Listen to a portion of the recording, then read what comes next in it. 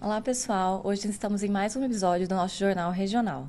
E hoje vamos falar sobre dor aguda, pós-operatória e a visão de um paciente. Eu sou Natália Moretti. E eu sou Elaine Martins. E nossa convidada é Luciana Van der Steen. Ela é gastroenterologista pela UFRJ. Ela é especialista em endoscopia oncológica pelo INCA. Ela é membro titular da Sociedade Brasileira de Endoscopia Digestiva.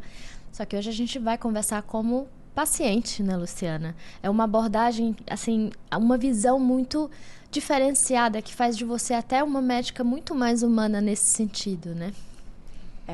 Me mudou bastante. Bom, primeiro queria agradecer o convite de vocês, adorei. E também falar que é a primeira vez que eu estou falando sobre a minha doença, sobre o que eu vivi, porque eu tenho muito cuidado de não usar isso de uma forma sensacionalista, hoje em dia. Né? Então, assim, até nas minhas redes sociais, às vezes eu falo um pouco do que eu vivi, mas uma coisa muito superficial. E quando você me convidou para falar sobre o meu lado doente, eu falei assim, isso é um ótimo motivo, porque eu vou falar de forma técnica, assim, não, vocês vão ser as técnicas, mas eu vou falar como Sim. paciente, Sim. E óbvio que eu sou médica, eu conheço um pouquinho, né? Então, acho que o que eu passei vai valer de ensinamento para muitos residentes de anestesia, anestesiologistas, o pessoal que está indo para dor. Médicos em geral. Médicos em geral. Exatamente. E equipe multi, porque eu fui cuidada por uma equipe multi. Então, lá em 2016, quando eu tinha 32 anos, eu estou com 41, eu estava na minha melhor época de vida. Eu tinha acabado de me mudar. Maravilhosa, Oi? né? 32 anos maravilhosa, Exatamente. Né? E assim, mas eu estava me sentindo muito bem. Eu tinha acabado de me mudar de cidade. Eu fui para Teresópolis. E eu estava correndo a lagoa. Então, assim, eu estava me sentindo ótima. Num corpo bom, sabe? Mente boa.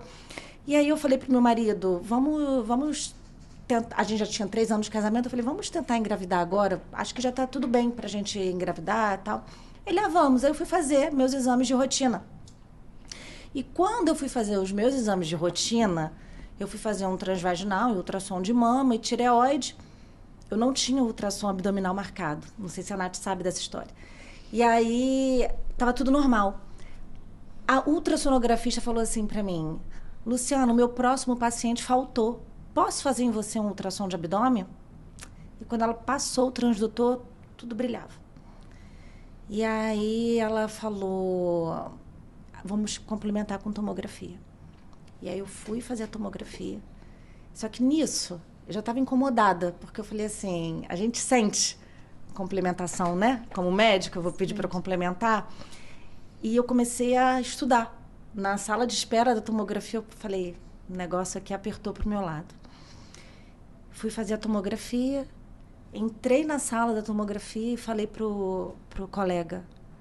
Falei, Almir, eu tô com lipossarcoma, não tô? E ele falou assim, que isso? Para de bobeira, vamos fazer a tomografia? Aí o técnico falou assim, contraste ou sem contraste? Ele, não, sem contraste. Faço a tomografia, saio da máquina, o técnico vem e fala assim, vai precisar de contraste. Você já sente, sabe? O gato tá subindo no telhado. E aí, quando eu saí da máquina, de fato, eu tinha um tumor enorme, de mais de 20 centímetros, acometendo o meu pâncreas, pegando a minha veia cava, pegando todo o meu rim direito, pegando o meu seco, né, o cólon. E aí, na hora, é um choque, porque lembra da Luciana que entrou falando assim, eu tô com lipossarcoma? Aquela Luciana ali já não queria mais ter lipossarcoma, óbvio. E aí eu comecei a falar assim, não, é um teratoma, não é um teratoma? Aí ele falava, não. Eu falei, é um angiomiolipoma, porque aí eu fui para as lesões benignas do artigo que eu tinha lido, não queria mais pensar na malignidade. E ele falou, Lu, olha só, é um lipossarcoma. O tratamento é cirúrgico, e o Almir, ele é radiologista, mas ele foi cirurgião do INCA. Então, ele é um radiologista sensacional lá em Campos. E aí ele falou, não, vai operar. E aí foi aí que eu liguei para o meu professor Antônio José, falei com ele o que eu estava passando, e ele ajeitou tudo para mim. Ele marcou cirurgião, marcou oncologista, marcou internação, e aí eu fui. Em 7 dias, eu estava sendo operada. Quando eu cheguei, e eu já operei várias vezes, e eu operei num excelente hospital, né, aqui no Rio de Janeiro, com uma excelente equipe, também. Eu tive uma equipe do INCA, eu tive um cirurgião maravilhoso, eu tive uma equipe de anestesistas abençoados, maravilhosos, sabe? Assim, não tenho o que falar. Mas era tudo novo para mim, para minha família, para os meus amigos. A gente não sabia se eu ia operar em 2 horas ou em 12 horas. Ninguém sabia se ia ter que entrar uma equipe de vascular ou não. Tinha uma equipe de vascular de stand-by, porque o negócio era bem caprichado ali, né? E aí a equipe optou, então, eles conversaram comigo por fazer uma anestesia opioid-free. E eu já sabia, fui ler antes da cirurgia, porque aí vocês me corrijam, né? Porque eu não estudei isso, de fato, só lá em 2016. Parece que quando você não faz opioide, você diminui a chance de recidiva. Pelo menos foi isso que ficou na minha lembrança. Existem estudos in vitro, né? Que alguns tumores, eles têm receptores para opioides e aí poderiam aumentar a angiogênese, mas são in vitro. É claro, então a gente transpõe isso para vivo, mas a gente ainda não tem ainda comprovação clara, né? Mas, na dúvida... Entendi. Existem cirurgia oncológica, né? Entendi. As pessoas optam por tentar, que nem sempre é possível, por tentar fazer uma anestesia sem opioide ou com menor dose possível. Entendi. Bom, e aí eu fiz a minha primeira laparotomia, fiz nefrectomia, não precisei tirar pâncreas, colo, naquele momento não precisei tirar. E eu lembro... eu fiquei com peridural, então eu fiz geral, fiz peridural e fui para o CTI com a peridural. Se eu não me engano, só com bupivacaína, não era opioide, era anestésico local. Anestésico local. Eu não tenho memória de dor forte nessa internação, nessa primeira internação, não tenho memória de uma dor forte. Eu lembro de um desconforto. Mas, assim, porque eu vou falar de uma próxima cirurgia que foi, assim, excruciante para mim, sabe, em termos de dor.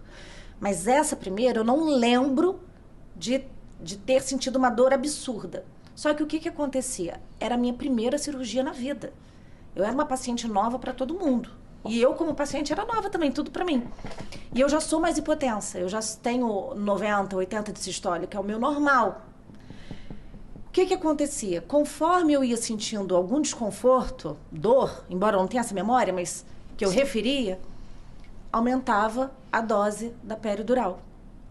E eu cheguei na dose máxima calculada, que foi a explicação que me deram, uma vasodilatação absurda. E eu não conseguia sentar no leito. E por eu não conseguir sentar no leito, eu não conseguia fazer fisioterapia. Então, eu fiquei mais acamada do que o ideal, e aí foi criando uma bola de neve, porque o intestino não funcionava, e aí vinham as dores dos gases. E aí eu lembro de um intensivista entrar no quarto e falar assim: Luciana, você tá com dor? E eu fiz assim para ele com a mão, mais ou menos. Ele falou assim: não é para você sentir dor nenhuma, é para você estar com 0 dor, eu não quero que você me fale que você está com mais ou menos dor. E aí ele fez uma morfina. E aí eu já não fui mais... O opioid free já não tinha, né? Já entrou um opioide ali. E quando ele fez a morfina, porque na peridural já tinha atingido a dose, né? Eu consegui depois levantar e começar a fazer fisioterapia. E aí, quando eu levanto e vou fazer fisioterapia, gente, a minha internação decola. Porque aí eu melhoro muito rápido. É assim, é incrível, eu melhoro muito rápido. Eu preciso andar, sabe? Eu preciso levantar, eu preciso caminhar. Eu caminhando, em 3 dias, assim, é incrível. Só que essa primeira internação durou ali uns 7, 8 dias. Não sei, assim, foi... Geralmente, a gente brinca que 3 dias de hospital, a gente começa a ter a rotina toda modificada. Você não começa a dormir bem, você começa a ter... a bola de neve que você relata nesse contexto. Tudo ruim. Tudo o hospital, ele é um ambiente que entra muita gente à noite, você começa a ter alterações hormonais de ciclo circadiano alterado. E aí começa... o seu relato de dizer que andar te melhora é a nossa importância do melhor controle de dor para você deambular. Eu sempre falo que o controle de dor ele permite o tratamento eficaz que é o paciente se reabilitar. Nosso corpo ele é feito para isso, né? Então, é muito interessante nesse ponto de você dizer que decolou depois, né? E assim, eu já fiz, acho que, se eu não me engano, até me perdi, trouxe anotado, acho que umas 5 laparotomias eu já fiz. Como que isso é gritante, assim. Eu andei, eu já sorri, porque assim, a alta tá vindo, sabe? É incrível. Mas até eu andar é angustiante. Sim. E aí foi isso, porque você tá no CTI, você tá dormindo ali numa cama ruim, cheio de apito, um entra e sai de gente, é coleta de sangue, é raio-x de manhã. Exatamente. É técnico que entra para ver os seus sinais, anotar.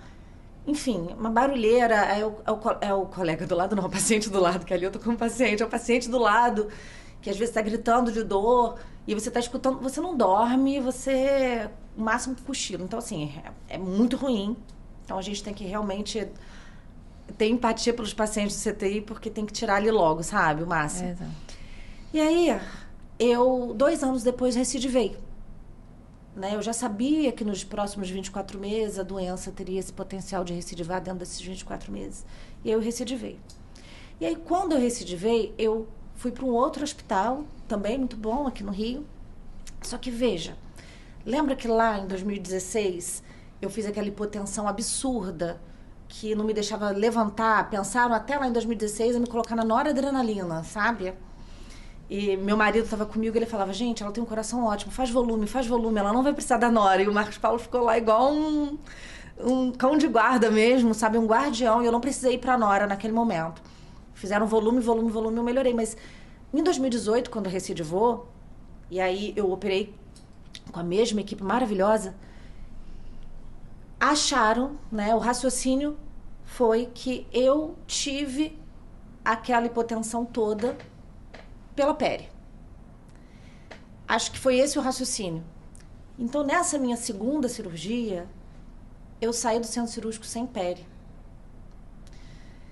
E aí, medicina é muito difícil, gente. Ser médico é muito difícil, porque a gente toma uma decisão querendo o melhor. Sim. Esperando que... Né? E eu falo na minha área também, né? Como gastroendoscopista, a gente tem que tomar umas decisões ali. Né? Tudo baseado na ciência, mas são decisões. E o paciente, ele não lê o artigo. Né? Porque quando eu fui lá ler sobre lipossarcoma, eu não estava dentro da faixa etária. Então, eu saí toda... Então, a gente não lê o artigo que vocês leem. Então, nem sempre vai funcionar na gente. E aí, nessa minha segunda cirurgia, eu lembro... Eu não tive dor no pós-operatório, imediato, assim. Mas no dia seguinte, a sensação que eu tinha era que estava vindo uma galera abrir minha barriga. Assim, rasgando, um trator passando. Era uma dor que eu falava assim, eu vou morrer.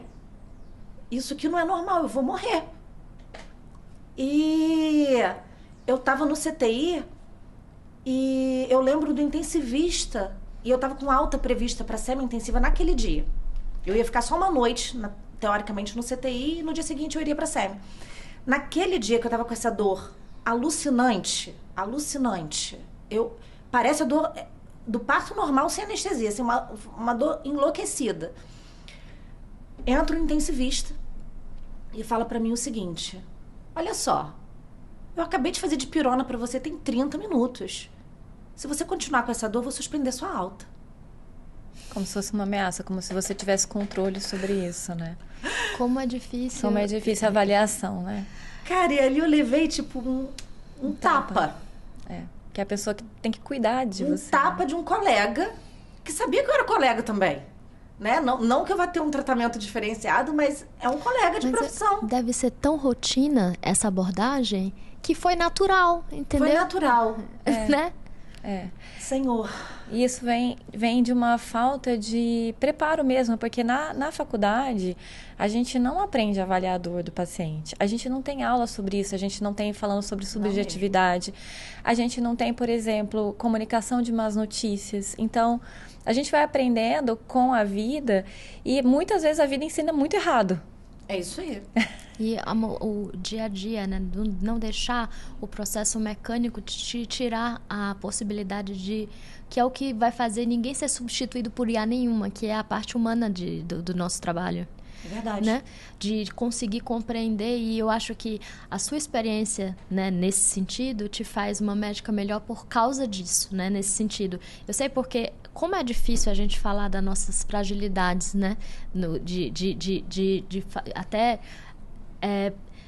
eu tenho contextos frágeis que às vezes eu também não gosto de falar na internet por o mesmo receio seu de, por exemplo, ser interpretada de uma forma errada. Exato. Mas a importância de discutir esse processo e nos colocarmos em fragilidade, porque aí a conexão faz o processo da gente ser melhor médico. A gente só consegue... Ele não conseguiu te ajudar porque ele não teve a conexão necessária para sair um pouco dessa autonomia, né? Dessa autonomia, não, desculpa, mas dessa automação e ir para o lado humano. Então, assim, é através dessas discussões e da sua experiência que faz com que... Provavelmente ele nunca teve nunca sentou do seu lado para poder falar algo semelhante, né? Você concorda comigo? Sim. O dia que ele tiver com muita dor... né? Não, o dia que ele tiver com muita dor, eu desejo que ele tenha um médico da dor. Eu não desejo que ele passe pelo que eu passei. Sim, ótimo. Até para que ele veja depois como agir. Sim. Né? Exato. Talvez ele não tenha nunca precisado. Sim. Como eu, com 32 anos, eu também achei que eu não fosse precisar. Né? Mas eu acho que vai além da experiência. Eu acho que isso é uma coisa que a gente tem que colocar como obrigatória na formação. Porque a gente, como médico, tecnicamente, a gente aprende muitas coisas, só que a gente não aprende a se comunicar, a gente não aprende a falar com o paciente, a gente não aprende como dar a informação correta, e isso fica de uma forma de uma procura individual, quando isso deveria ser treinado. E eu vou te falar isso assim, eu vou dar um exemplo. Eu assisti uma vez uma reportagem de um oncologista, não me lembro exatamente qual a especialidade do médico, mas falando sobre câncer, no Fantástico. E aí ele tinha, sei lá, 30 segundos para dar uma informação para o paciente. Aí ele falou a seguinte frase: esses pacientes têm o prognóstico reservado. E acabou. Aí eu olhei e falei, gente, ele está falando para 220 milhões de pessoas, prognóstico reservado. Quem entendeu foi, sei lá, 0,01% da população. Sim. Então, assim, a gente não aprende como se comunicar. É como se um juiz falasse juridiquês em rede nacional. Eu ia ficar olhando. Então, eu acho que isso a gente tem que ser treinado. Mas eu vou deixar você continuar. Não, mas isso que você falou, quando eu era residente de clínica na UERJ, o meu staff, o Eduardo Zweig, maravilhoso, ele virou para mim e falou assim: eu quero que você dê a notícia para esse paciente que ele tem um linfoma de Hodgkin, que tinha acabado de sair a lâmina do linfonodo. E aí ele falou assim: eu quero que, porque faz parte do seu treinamento, dar essa notícia. E eu vou ficar do seu lado. Olha que humano. Sim. E aí eu lembro da forma como eu dei a notícia para o paciente. Eu lembro do rosto e do nome desse paciente até hoje. Eu falei para ele, eu fui sendo toda delicada. Eu falei: lembra por que você veio para cá? Lembra por que você internou? Lembra dos seus sintomas? Então, saiu o resultado da sua biópsia. Veio um linfoma de Hodgkin. E aí o paciente se abraçou com a irmã dele numa felicidade. Falou: graças a Deus, doutora, porque eu achei que fosse câncer. E aí eu vi ali que eu não posso dar uma notícia de câncer com termos técnicos. Sim. É isso que você falou. Exato. Quem que entendeu? O principal, que é ele, não entendeu o que eu quis dizer. E independente do nível de formação intelectual da pessoa, quando se trata de experiências onde a pessoa está esperando uma notícia ruim ou uma má notícia, a gente tem que sempre usar as palavras mais simples possíveis, independente do nível intelectual da pessoa. E principalmente colegas médicos como paciente. Eu posso dizer para vocês, como médica de dor, que eu tenho muitos colegas médicos como paciente. E eu não abordo mais assim, hoje você está aqui como paciente. Né? Que às vezes a gente fala isso. Mas isso é óbvio. Isso não precisa nem falar, nem ser dito. Você está lá como paciente e você tem que falar, na verdade, como ser médico e paciente. Não, é paciente, entendeu? É isso. E a gente, no momento, a gente não consegue nem entender o processo. Tanto é que existe a necessidade de não cuidar de familiares, porque a gente não consegue ter o raciocínio clínico adequado. Então, assim, eu queria também que você continuasse sua história, né, conversando, mas esse momento, você lembra, qual foi a data desse momento? Qual? Que a gente discutiu, da segunda. Foi 2018. Nós estamos em 2025, então isso te marcou profundamente. Não, Por eu isso lembro que... dessa cena. Exato. Porque eu tava ali... Gente, a gente tá entregue. A gente tá vulnerável. Eu falo assim, não adianta nada do que eu tenho, nada do que eu conheço. Não adianta nada. Eu não conseguia me alimentar sozinha. Me alimentar sozinha até consegui, mas eu estava em dieta zero. Mas assim, eu não conseguia tomar banho. Eu tinha que os técnicos entrarem, me darem banho e me limparem. E usava fralda. E era PAM, era cateter vesical, né? Eu estava toda invadida ali, vulnerável. E você quer um mínimo de acolhimento. Sim. Porque nada tá bom. Nada tá bom. Você tá num lugar onde você não queria estar. Então, nada tá confortável. Eu tava com compressor pneumático, aquilo esquenta de um jeito que vocês não têm ideia. Dá um calor no corpo inteiro, só de você estar com aquele compressor. Pelo menos isso foi a experiência que eu tive. E aí, do colega chegar e falar isso, que ele tinha feito uma dipirona para uma laparotomia há 30 minutos, por que eu estava dando aquele chilique, piti, né? Que ele ia suspender minha alta. A gente tem aí algumas falhas técnicas que são fáceis de serem resolvidas, as falhas técnicas. Mas falha comportamental é muito difícil ser resolvida. Então, quando você fala que o aluno ele tem que aprender isso na faculdade de medicina, isso é o ideal. Mas vem de casa. Sim. E aí depois você vai construindo outras camadas, com os mestres que você acompanha, com os amigos que você faz, com todo o núcleo. Né? Então, assim, é difícil. É difícil. E aí, eu acabei indo para semi-intensiva, urrando de dor, com muita dor mesmo. E aí eu lembro que falaram assim para mim, a gente vai fazer Nubain subcutâneo para você, porque você não tá aguentando de dor. E eu falei, e aí a única coisa que eles me avisaram foi, dói muito, a injeção dói muito. Então eu já estava preparada para uma dor grande ali.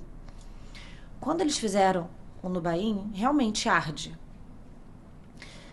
Mas a minha dor, que era 1000, com o Nubain, a minha dor foi para 0. Mas eu vi a minha alma saindo do corpo. Eu fiquei com a visão turva, eu fiquei meio boba. Mas esse é o mecanismo do Nubain. Na verdade, o Nubain, farmacologicamente, ele age mais na parte cognitiva do que, de fato, na dor. Né? Ele é um opioide que, para dor, ele não é o melhor. Mas a minha percepção foi que eu exatamente, fiquei sem dor. é o que ele age. A sua percepção, ela acaba mudando. Né, na teoria que eu tô falando, no livro, ele não é a melhor medicação para o pós-operatório. Porque, inclusive, nos livros de dor, a gente nem tem Nubain. Exatamente por causa disso. Porque o paciente, ele acaba, às vezes, tendo mais efeitos colaterais e também não leva à recuperação que a gente quer. Mas aí você continua. E aí? Só que aí o que aconteceu novamente? Como eu ficava tonta, a fisioterapia chegava no quarto e falava, eu não vou fazer fisioterapia nela. Exatamente por isso. Porque ela tem risco de queda. E aí o que acontecia? Eu não andava.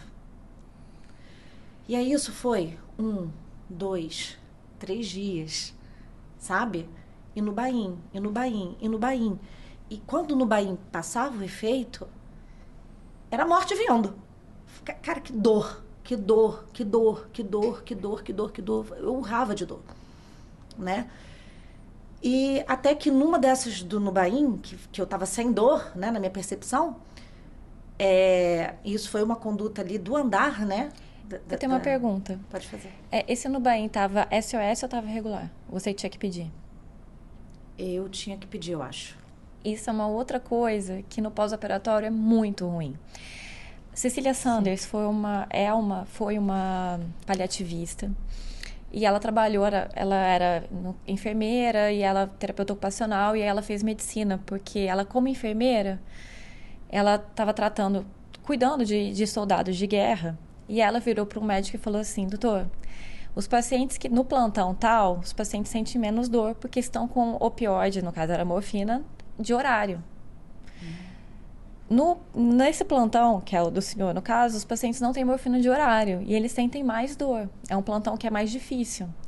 E aí esse médico disse a ela, né, se ela quisesse trabalhar como médica, que ela fosse fazer medicina. E foi o que ela fez. Ela isso. fez medicina. Braba. Às vezes você tem que montar a sua estrutura para você conseguir trabalhar bem. E criou, na verdade, ela é a fundadora do cuidado, do cuidado paliativo, uma das, né? Do cuidado paliativo e dos hostels, né? Que é onde os pacientes são encaminhados no tratamento de final de vida.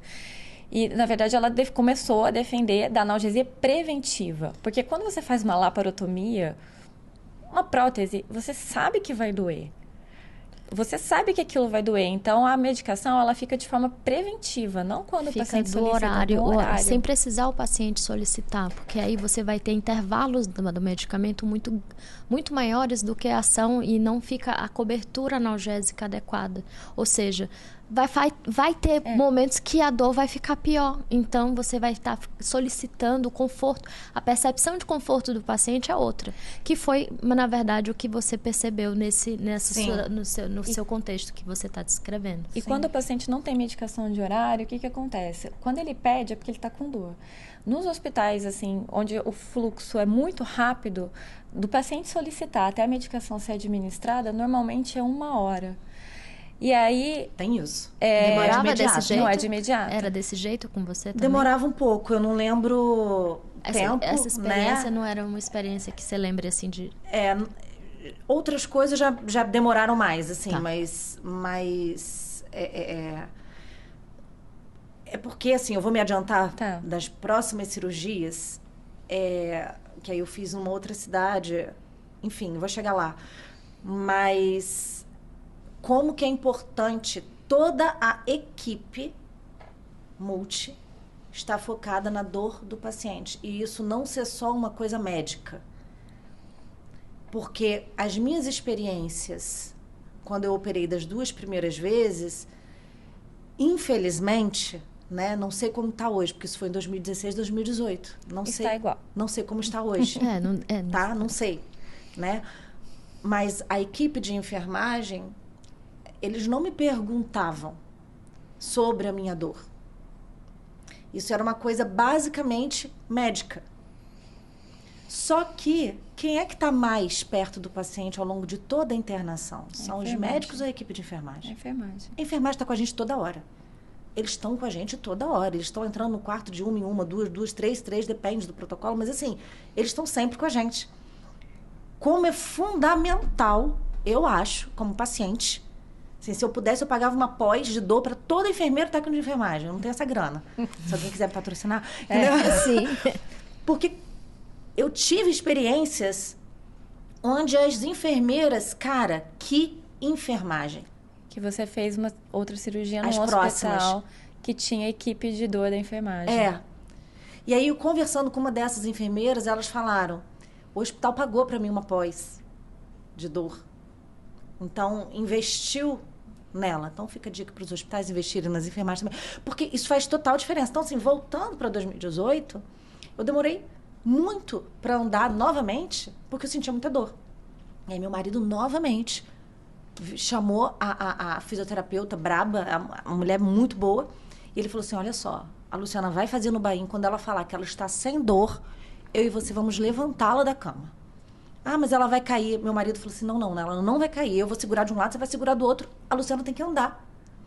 E aí foi assim. Eu lembro que eu estava tonta, eu não conseguia pisar direito no chão. Parecia que eu estava pisando em nuvens.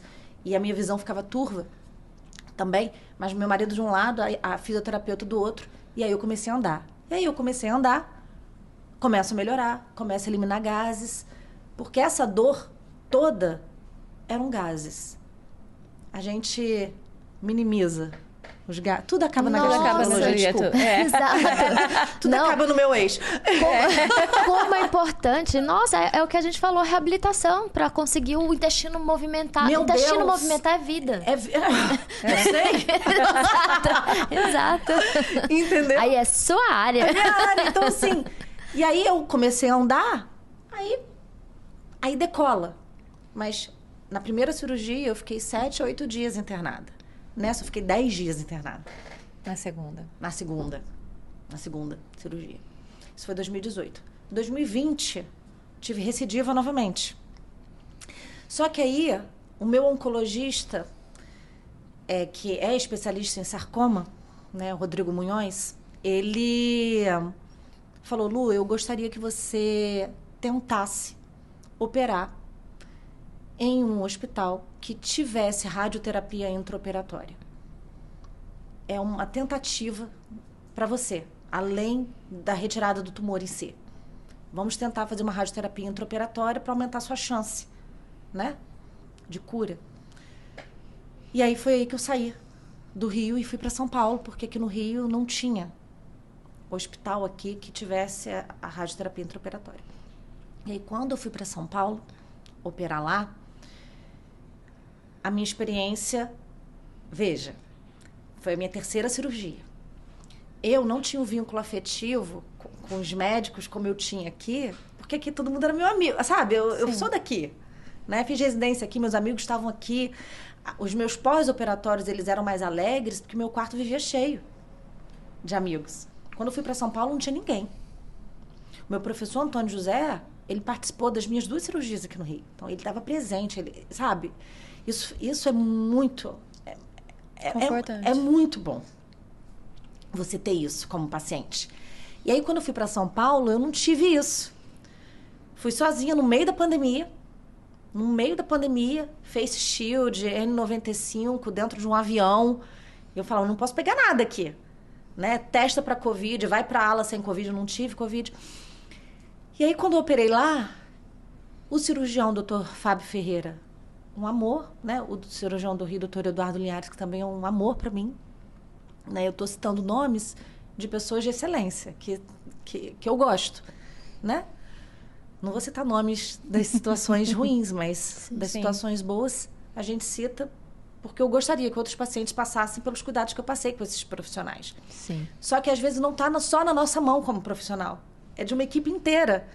Então, às vezes, o cirurgião é maravilhoso, a minha equipe de anestesistas, sabe, a doutora Ana aqui no Rio, maravilhosa, mas quando você está internada, se tivesse ali uma... Transcende. Todos os dias, todas as horas, todos os minutos, né? Então, você está ali vivendo aquilo ali.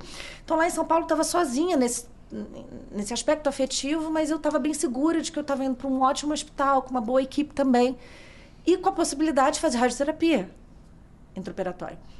Em 2020, eu não consegui fazer radioterapia intraoperatória porque o tumor estava ali muito próximo ao delgado. E o delgado não ia tolerar as doses da radioterapia. Então, eu não pude fazer radioterapia. Eu lembro que eu fiquei muito triste no meu pós-operatório. O médico falava... eu falava, eu consegui fazer radioterapia?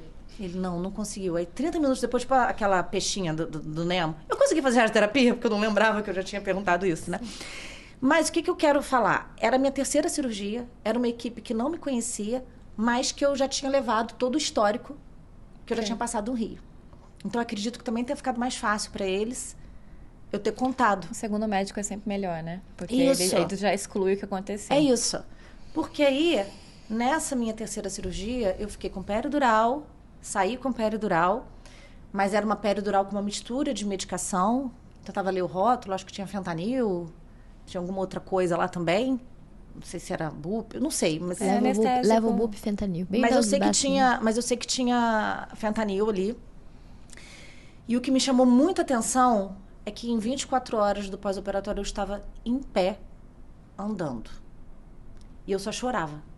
Eu só chorava de emoção. E a fisioterapeuta falava, você está chorando por quê? E meu marido chorando. Eu falava, porque eu nunca andei em 24 horas.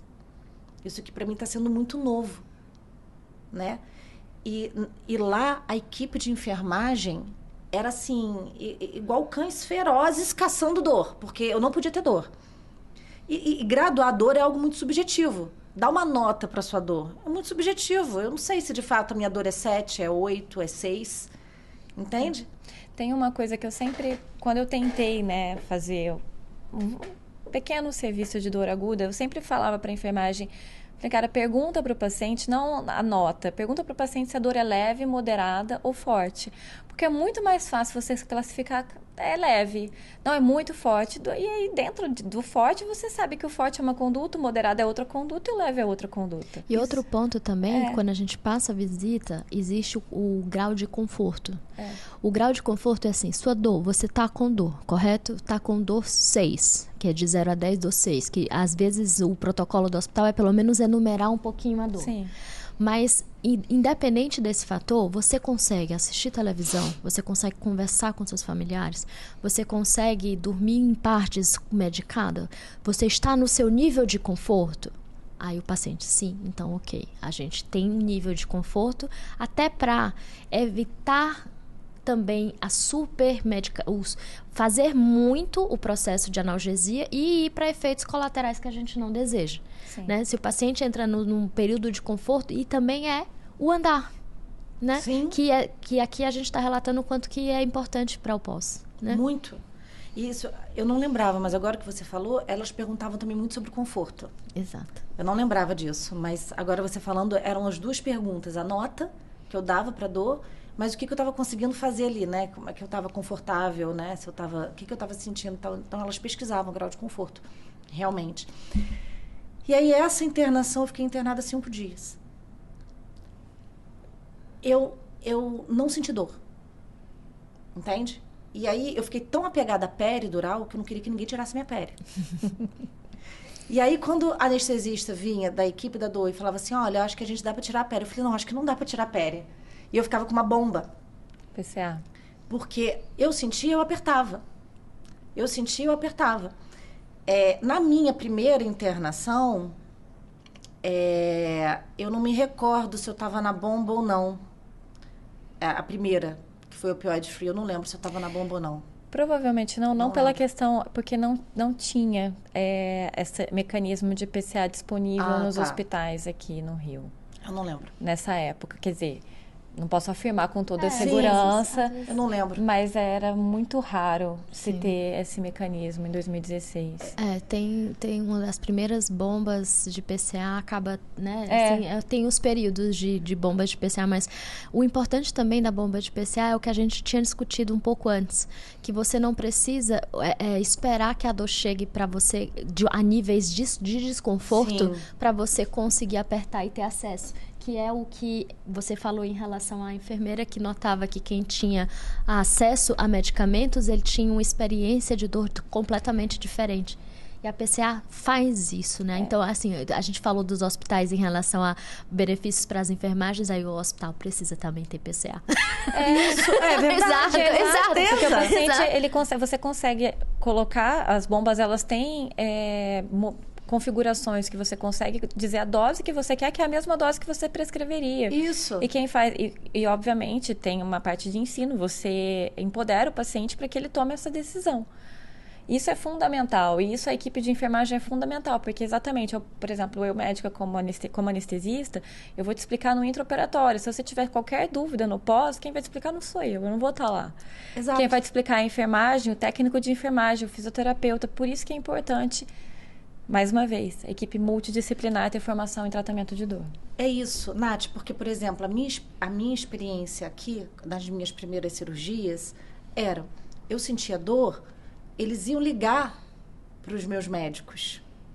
Só que, às vezes, se a ligação não fosse atendida prontamente, porque estavam, talvez, trabalhando e outros, né, não tomavam, às vezes, uma atitude. Nessas outras experiências, terceira, quarta, quinta, estava tudo mais sincronizado com o hospital e com a equipe multi, né? Então, eu não tive essa percepção de dor porque eu tive todo esse acesso, né, da bombinha. E nessa terceira cirurgia, eu tinha medo de apertar a bomba porque eu achava que eu ia viciar no opioide. Não. E aí, eu deixava a minha dor ficar um pouco mais forte para eu apertar. E aí, até que o grupo de dor chegou e falou, olha só, fica tranquila, pode apertar que você não vai viciar. Porque o meu medo era esse. Eu falava, eu vou viciar. E aí, não vou nunca mais tirar essa pele, porque eu vou viciar nisso. E aí, quando eles me tranquilizaram de que eu podia apertar, que eu não sairia de lá... Né? É porque a dose de opioide na peridural, ela é tão pequena que você não tem efeito colateral dela. E não só isso, não existe vício em um paciente que tem dor. Assim, no sentido, você tá com dor, né? Nesse dor aguda. Óbvio que tem o processo de utilizar e tudo. Mas assim, o paciente, ele está com dor no período perioperatório, é uma dor aguda que a gente tem a limitação do processo, né? Que é a fisiopatologia.